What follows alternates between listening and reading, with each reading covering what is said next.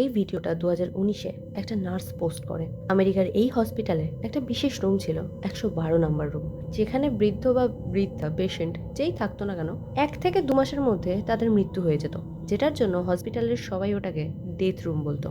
এই রুমটার কথা শুনে হসপিটালে ভর্তি থাকা একজন মহিলা ঠিক করেন উনি ওই রুমটাকে ক্লিনস করে দেবেন, কারণ এই মহিলা চার্চের সাথে যুক্ত ছিলেন, তো এগুলো তো পারতো উনি। কিন্তু উনি যখন রুমটার সামনে দাঁড়িয়ে মন্ত্র পড়ছিলেন, ওনার হাতে যে ক্রসটা ছিল সেটাকেও ধরে হঠাৎ করে টানে। Every door be a passage to your grace, and every window open to your blessings. In Jesus' name. May every door be a passage to your grace, and every window open to your blessings.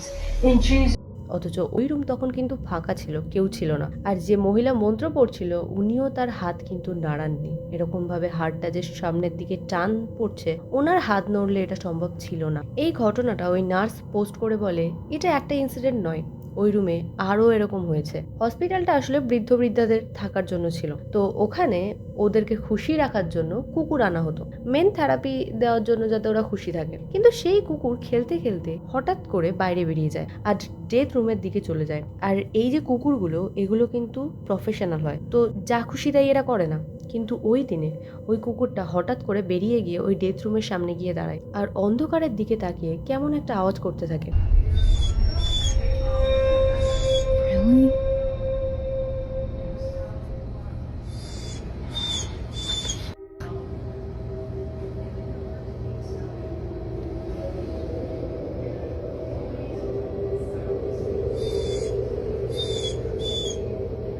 অথচ ঘরে কিন্তু ঢোকে না, ঘরের বাইরে দাঁড়িয়েই ওটা করছিল। এরপর একদিন ক্যামেরাতেও এই একই ঘটনা একটা ধরা পড়ে। নাইট শিফটের যে নার্সগুলো ছিল ওরা হঠাৎ করে দেখে 112 নম্বর রুম থেকে এমার্জেন্সি বেল বাজছে, অথচ ওই রুমে কিন্তু কোনো পেশেন্ট ছিল না। আর যেখানে পেশেন্ট থাকে সেখানেই এই এমার্জেন্সি বেলটা থাকে। ওরা ভালো করে চেক করে আর যাওয়ার আগে সিসিটিভিতেও ভালো করে দেখে যে সত্যিই 112 নম্বর রুমে বেল বাজছে। তো যখন ওরা সিসিটিভিতে দেখছে তখন দেখে রুমের দরজাটা হঠাৎ করে বন্ধ হয়ে যায় আর বেল তো বেজেই চলেছে। Yes. Did you just get that on camera? No. Stop. I don't. No, I'm not playing with you anymore. I don't like this. No, I don't like this. I don't like this. I don't like this.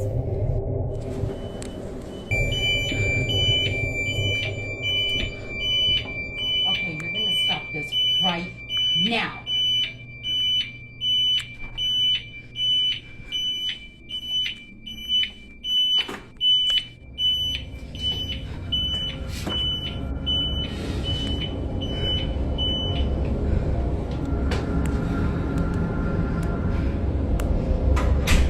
R bell তো বেজেই চলেছে, বন্ধ হচ্ছে না দেখে ওরা এবার যায় আর বাইরে দাঁড়িয়ে নার্স বলে ভেতরে যে আছো বেল বাজানো বন্ধ করো। আর তারপরে ওরা ঘরে ঢোকে, দেখে ঘর পুরো ফাঁকা, কিন্তু বেল বাজছিল। তো ওখানকার স্টাফরা ধরেই নিয়েছে যে ওটা একটা ডেথ রুম, ওখানে কারোর তো আত্মা আছে আর ওদের কিছুই করার নেই। যে ওই রুমে আছে সেই আত্মা তাড়ানোর অনেক চেষ্টা করেছিল, ক্লিনজিং করেছিল ঘর, কিন্তু কোনো কিছুতেই লাভ হয়নি। তো শেষ পর্যন্ত ওরা ওই রুমটাকে ওইভাবেই ছেড়ে দেয়। এই 112 নাম্বার রুম নিয়ে তোমাদের কি মনে হয় কমেন্ট করতে ভুলো না। এটা আমাদের ফার্স্ট স্টোরি ছিল।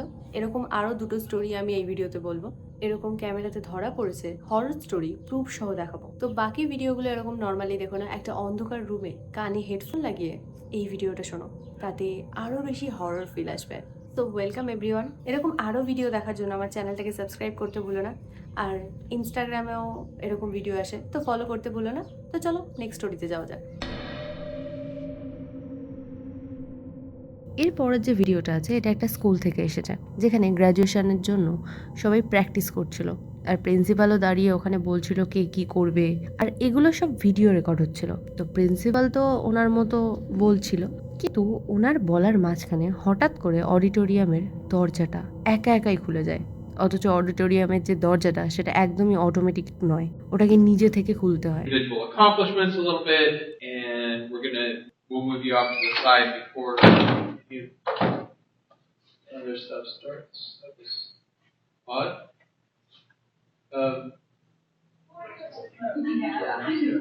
Just a change in air pressure, or was that a friendly ghost, Mr. Baker? Thank you, sir. যখন উনি স্পিচ দিচ্ছেন তার মাঝখানে যখন খোলে প্রথমবার, অতটা গুরুত্ব দেয় না, একজন গিয়ে দরজাটা বন্ধ করে দেয়। কিন্তু এরপরে আবার কথা বলার মাঝখানে দরজাটা আপনা আপনি খুলে যায়, যেটা দেখে এবার তো সবাই একটু অবাক হয় যে দরজাটা খুলছে কি করে। তাও তখনও পর্যন্ত কেউ অতটা গুরুত্ব না দিয়ে ওই দরজাটাকে আবার বন্ধ করে দেয়। You guys have really taken leadership. Everybody to give us their science. There it goes again. One of those were like It's an open door somewhere else in the building, blowing that open. Anyway, so let's get started in just the way that we're gonna go. So we'll go John Anderson. We'll do the thing. Walk over. তারপরে যে principal ছিল সেই principal এবারে গ্র্যাজুয়েশনের যে award দেবে সেটা হাতে কিভাবে দেবে সেগুলো রিহার্সাল করাচ্ছে। তো সবাই এক একটা করে নিচ্ছে আর নিচে নামছে, কিন্তু হঠাৎ করে এদের মধ্যে একজন স্টুডেন্টের মাথায় যে টুপিটা ছিল সেটা হঠাৎ করে নিচে ছিটকে যায়। We've got Emily Rodriguez. Same thing, and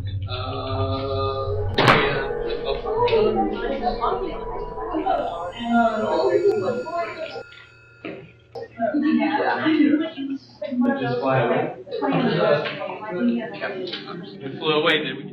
যেখানে হাওয়া নেই বা কিচ্ছু নেই, হঠাৎ করে একজনারই মাথা থেকে টুপিটা পড়ে যায়। এটা দেখে কিন্তু বেশ সবাই শক হয়ে যায় যে হচ্ছেটা কি এখানে। আর টুপিটা এমন জায়গায় গিয়ে পড়ে ওখানেই কিন্তু দরজাটা ছিল, আর এরপরে আবার দরজাটা খুলে যায়। যে ভিডিওটা পাঠিয়েছে সে ওই যে দরজাটা যে অটোমেটিক নয় সেটাও দেখায় যে এটা খুলতে পারে না আপনা আপনি। তো এটা কিভাবে হলো কেউ বুঝতে পারছে না।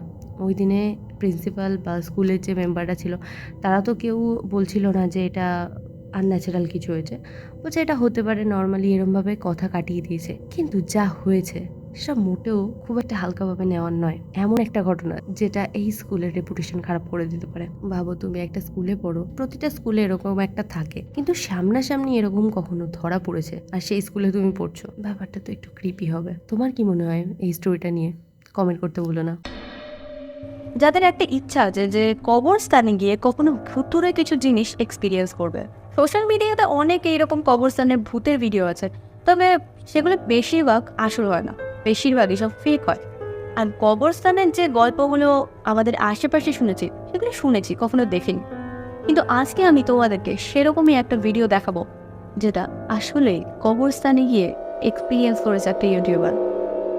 ইউরোপের একটা ডেনিশ নামের ইউটিউবার আছে, ছেলেটা বিভিন্ন রকম রিয়াকশন ভিডিও বানায়, কিন্তু তার মধ্যে ওর একটা ফেমাস ভিডিও সিরিজ আছে যেখানে রাতের বেলায় ও বিভিন্ন জায়গাতে ও টিম নিয়ে যায় আর কি এক্সপিরিয়েন্স হলো বা ওখানে কি হলো সেগুলো ভিউয়ার্সদের সাথে শেয়ার করে। তবে এর মধ্যে ওই ইউটিউবারের একার একটা ভিডিও আছে যেখানে ও কবরস্থানে যায়। ছেলেটা যেখানে ছোটবেলা থেকে বড় হয়েছিল সেখানে একদিন পড়তে যায়, আর ওটা একটা ছোট গ্রাম ছিল। ওই গ্রামেরই একটা কবরস্থান ছিল, সেই কবরস্থানেই ও রাতের বেলা একটা ব্লগ করতে যায়। আর ও কিন্তু টিম নিয়ে যায়নি, ও একাই গেছিল। ব্লগ শুরুতেই ও ওই কবরস্থানকে নিয়ে যেসব গল্প শুনেছিল ছোটবেলা থেকে সেগুলো ভিডিওতে বলছিল। ওই কবরস্থানের কি অনেক মানুষ রাতের বেলা আনন্যাচারাল কিছু দেখেছে, আর এর জন্য কিন্তু ওই কবরস্থানে রাতের বেলা কোনো গার্ডও থাকে না। তবে ও যতদিন ওই গ্রামে ছিল ও কিন্তু কখনোই ওরকম কোনো ঘটনা সামনাসামনি দেখেনি, ও সবসময় মুখেই শুনেছে। তাই ও অতটা বিশ্বাস করে না যে এই কবরস্থানে কিছু থাকতে পারে। তাই ও প্রথমে গিয়ে পুরো যে কবরস্থানটা কোথায় কি আছে সেগুলো সব দেখাচ্ছিল ঘুরে ঘুরে। ভিডিওর প্রথমে কিন্তু আনন্যাচারাল ও কিছুই দেখতে পায় না, তবে যখন ও কবরস্থানটা পুরো ঘুরে বেরিয়ে আসছিল সেই টাইমে ওর হঠাৎ করে কিছু একটার দিকে চোখ পড়ে, কিন্তু ও যেহেতু বেরিয়ে গেছিল তাই তখন ভালো করে দেখতে পায় না ছিল। তার জন্য আবার ফিরে এসে দেখে যে ওখানে কেউ আছে কিনা, তবে তখন কিন্তু তাদের কেউ ছিল না। ও ভেবেছিল ও হয়তো ভুল দেখেছে, তাই ও বাড়িতে গিয়ে ওর ক্যামেরাটা চেক করে, আর ও যেটা দেখেছিল সেটা দেখে ওর ক্যামেরাতেও ধরা পড়েছে, মানে ওটা সত্যিই দেখেছিল। I'm feeling God, I need some sun.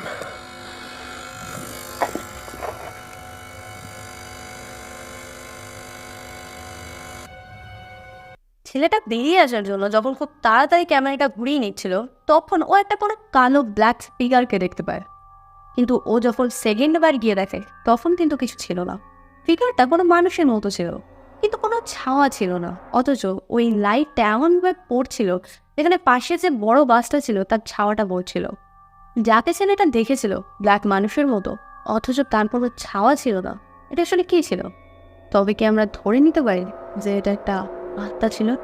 ছেলেটা ভিডিওটা শেষে বলে যে ও যেহেতু ভুতুরে ভিডিও বানায় তাই ও বিভিন্ন জায়গায় এক্সপিরিয়েন্স করার জন্য কিন্তু যায়।